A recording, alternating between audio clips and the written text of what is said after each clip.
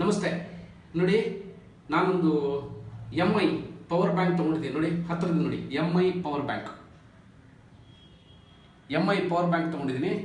ಇದನ್ನು ನಾನು ಚಾರ್ಜ್ ಮಾಡ್ತಾ ಇದ್ದೆ, ಇದ್ಯಾಕೋ ಚಾರ್ಜ್ ಆಗ್ತಾ ಇರಲಿಲ್ಲ. ತುಂಬ ಒದ್ದಾಡಿದೆ, ಚಾರ್ಜ್ ಆಗ್ತಾ ಇಲ್ಲ. ಎಷ್ಟೊತ್ತು ಚಾರ್ಜ್ ಮಾಡಿದ್ರು ಚಾರ್ಜ್ ಆಗ್ತಾ ಇಲ್ಲ. ಇದು ನೋಡಿ, ಇದು ಎಷ್ಟು ಅಂತ ಹೇಳಿದ್ರೆ 20,000 mAh ಇರ್ತಿದೆ ನೋಡಿ, 20,000 mAh ನೋಡಿದ್ರ, 20,000 mAh. ಏನು ಚಾರ್ಜ್ ಆಗ್ತಾ ಇಲ್ಲ. ಎಷ್ಟೊತ್ತು 8 ಗಂಟೆ ಚಾರ್ಜ್ ಮಾಡಿದ್ರು, ನನ್ನ ಮೊಬೈಲ್ ಚಾರ್ಜ್ ಮಾಡಿದರೆ ಬರೀ 2 ನಿಮಿಷಕ್ಕೆ ಖಾಲಿ ಆಗ್ತಾ ಇದೆ.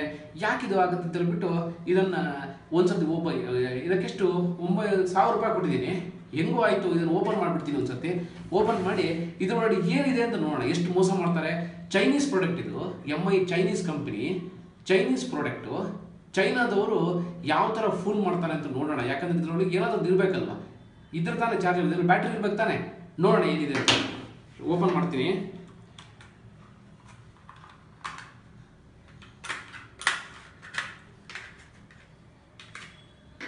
ನೋಡಿ, ಇದು ಕವರ್ ಓಪನ್ ಮಾಡಿದೆ.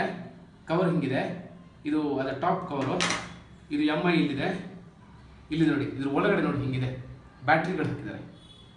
ಇದು ಬ್ಯಾಟ್ರಿ ಇದೆ. ಈ ಬ್ಯಾಟ್ರಿ ಹಣೆ ಬರ ನೋಡಿ ಹೆಂಗಿದೆ ಅಂತ ಹೇಳ್ಬಿಟ್ಟು, ಯಾವ ಥರ ಬ್ಯಾಟ್ರಿ ಇದೆ ನೋಡಿ. ಈಗ ಇದೊಂದು ಸ್ವಲ್ಪ ಡೀಪಾಗಿ ಹೋಗೋಣ. ಇಲ್ಲಿ ಬನ್ನಿ. ನೋಡಿ, ಇದೊಂದು ವಯರು, ಒಂದು ಪಾಸಿಟಿವ್ ಒಂದು ನೆಗೆಟಿವ್ ವಯರು.